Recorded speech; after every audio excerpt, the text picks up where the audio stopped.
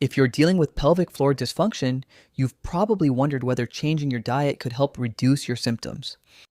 And for many people, diet feels like one of the most natural places to start.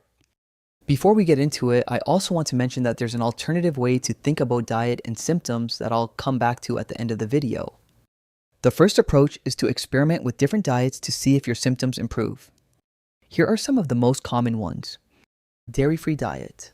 This involves removing milk, cheese, and other dairy products. Some people find that dairy can contribute to inflammation or digestive discomfort, which may indirectly affect symptoms.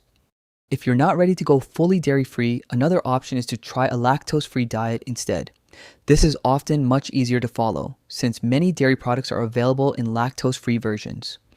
And for some people, the issue isn't dairy itself, but lactose specifically, as lactose intolerance is quite common.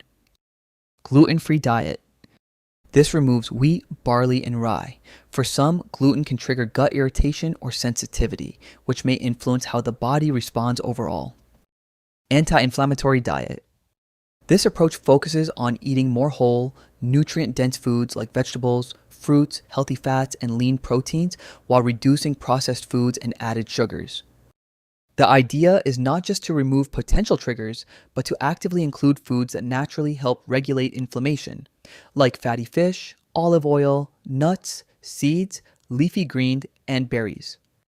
A Mediterranean-style diet is a good example of this, as it naturally emphasizes many of these foods and is often used as a simple guideline for eating in a more balanced way.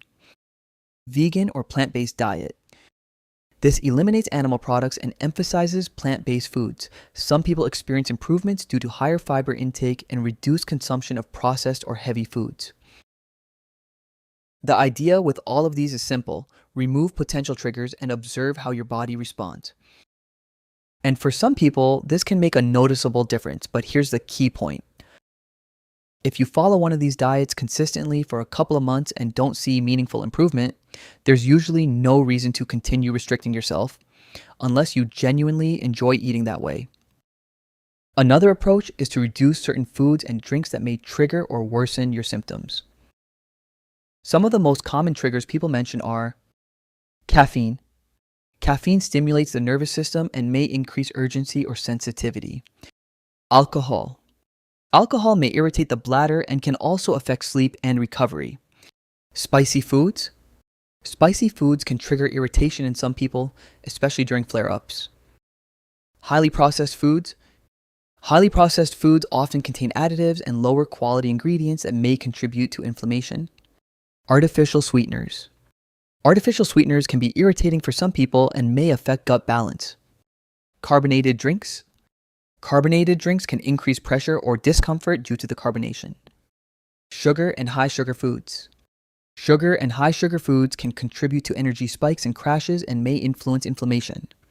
Acidic foods. Acidic foods like citrus and tomatoes can sometimes increase irritation or sensitivity. Reducing or adjusting these doesn't usually fix the problem, but it can sometimes help reduce symptom intensity or frequency. So yes, dietary changes can absolutely be worth trying. But the reality is that very few people fully recover simply by changing what they eat. Most people who see real, lasting improvement take a more holistic approach. That includes things like reducing fear and anxiety around symptoms, calming the nervous system, changing how you respond to symptoms, stretching and relaxing the pelvic floor. Diet can play a role in this process, but it's rarely the thing that solves everything on its own. I used to struggle with pelvic pain and constant urgency too, so I built Sanavita to help others recover.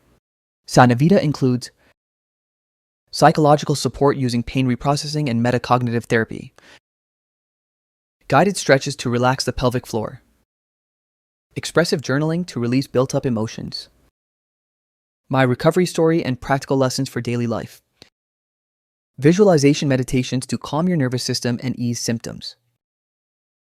Track your symptoms, take assessments, and explore a full library of recovery resources. Download Sanavita today and start your recovery.